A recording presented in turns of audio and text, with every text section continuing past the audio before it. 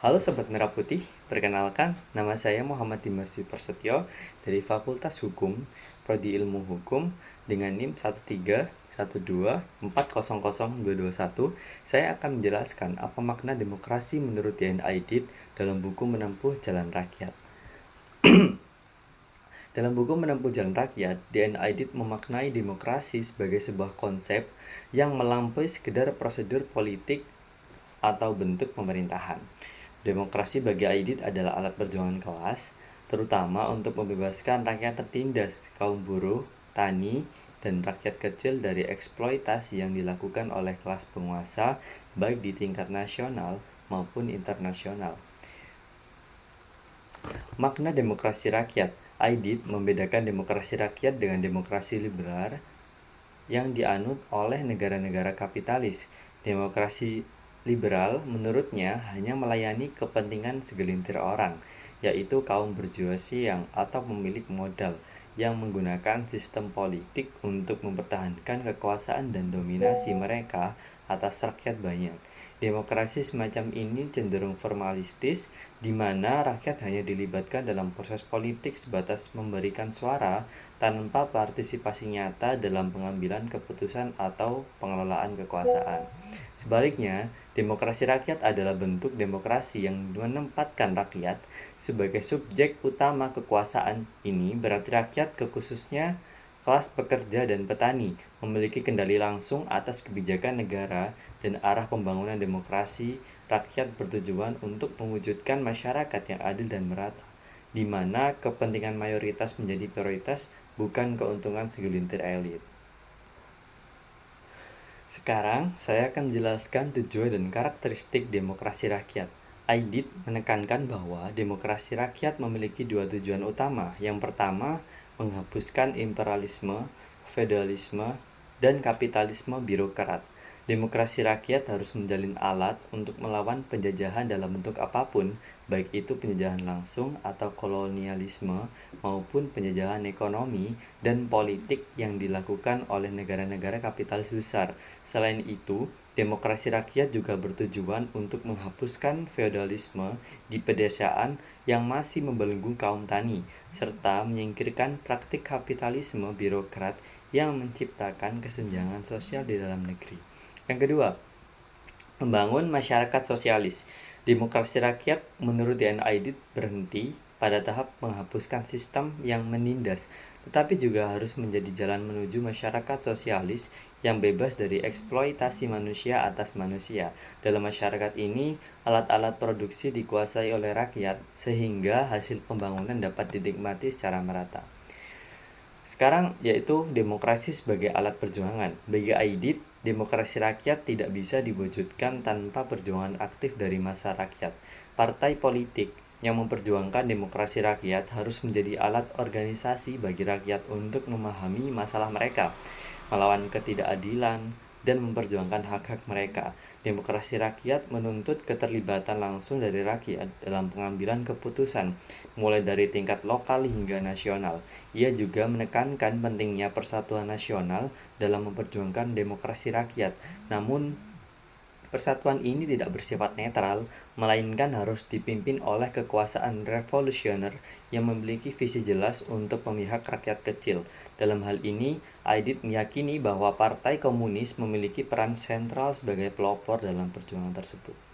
Konteks Indonesia. Dalam konteks Indonesia pada masanya, Aidit melihat demokrasi rakyat sebagai jalan untuk mengakhiri dominasi imperialisme barat yang masih menguasai perekonomian Indonesia melalui berbagai cara seperti penguasaan sumber daya alam dan tekanan politik internasional. Demokrasi rakyat juga dipandang sebagai solusi untuk memutuskan hubungan sosial yang feodal di pedesaan, di mana para tuan tanah masih menghisap hasil kerja para petani kecil. Aidit juga mengkritik sistem demokrasi parlementer dan liberal yang diterapkan di Indonesia pasca kemerdekaan. Baginya, sistem ini hanya menghasilkan instabilitas politik dan melanggengkan kekuasaan elit borjuis tanpa menyentuh akar permasalahan yang dihadapi mayoritas rakyat.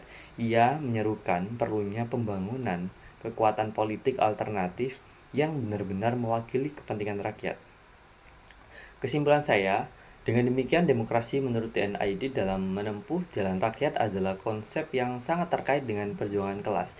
Demokrasi rakyat bukan sekedar bentuk pemerintahan, tetapi juga alat untuk membangun tatanan nasional yang lebih adil, bebas dari penindasan imperialisme, feodalisme, dan kapitalisme.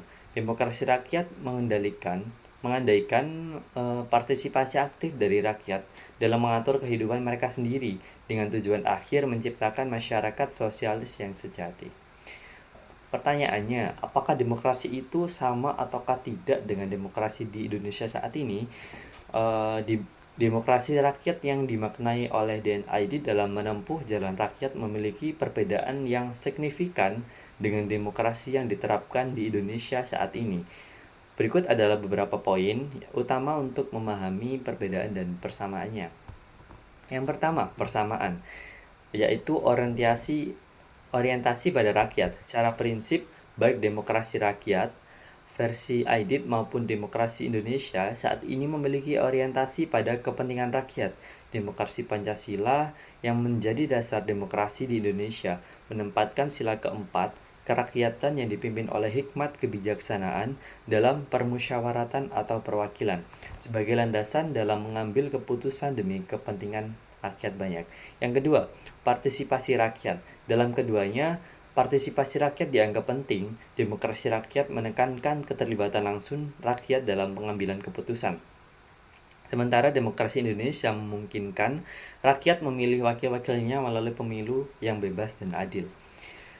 Yang kedua, ada perbedaan utama.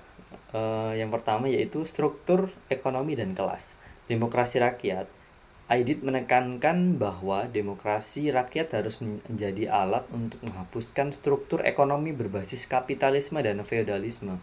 Demokrasi ini memperjuangkan masyarakat sosialis di mana alat-alat produksi dikuasai bersama oleh rakyat sehingga tidak ada dominasi kelas. Yang kedua, demokrasi di Indonesia saat ini, demokrasi di Indonesia saat ini beroperasi dalam kerangka ekonomi pasar yang kapitalistik, di mana sektor swasta memainkan peran besar dan pembagian kekayaan seringkali tidak merata. Struktur ekonomi kapitalis ini masih membedakan demokrasi Indonesia dari cita-cita demokrasi rakyat versi IDIT. Yang kedua, perbedaan yang kedua, peran ideologi. Demokrasi rakyat, IDIT menekankan bahwa demokrasi rakyat harus dipimpin oleh ideologi revolusioner untuk menjamin keberpihakan pada kelas buruh dan tani. Ideologi ini menjadi panduan untuk melawan imperialisme dan kapitalisme. Sedangkan demokrasi di Indonesia saat ini bersifat pluralis dan tidak berlandaskan ideologi tunggal. Negara mengakui keberagaman ideologi politik sepanjang tidak bertentangan dengan Pancasila. Ini berbeda dengan demokrasi rakyat yang berpijak pada ideologi tertentu. Yang ketiga, pelaksanaan dan proses politik.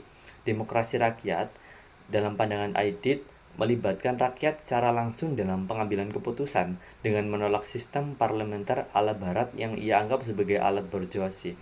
Demokrasi rakyat menuntut sistem politik yang berbasis dalam organisasi massa seperti serikat buruh, serikat tani, dan kolektif rakyat lainnya. Sedangkan demokrasi di Indonesia saat ini berbasis pada sistem perwakilan melalui lembaga legislatif dan eksekutif yang dipilih secara langsung oleh rakyat.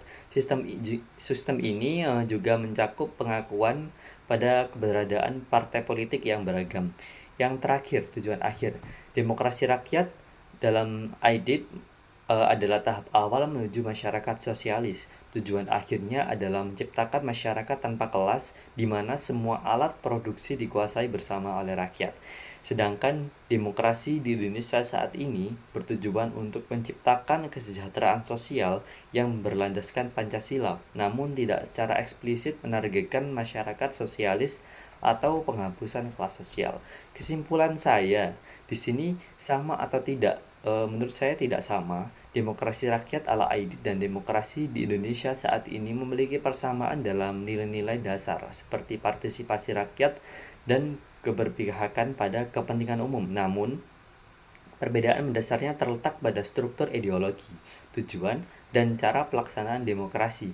Demokrasi rakyat adalah konsep yang sangat terikat pada perjuangan kelas dan sosialisme, sedangkan demokrasi Indonesia lebih fleksibel pluralis, dan berjalan dalam kerangka sistem ekonomi kapitalistik. Sekian dari penjelasan singkat saya. Mohon maaf kalau ada kesalahan kata atau kalimat saat menjelaskan. Terima kasih. Wassalamualaikum warahmatullahi wabarakatuh.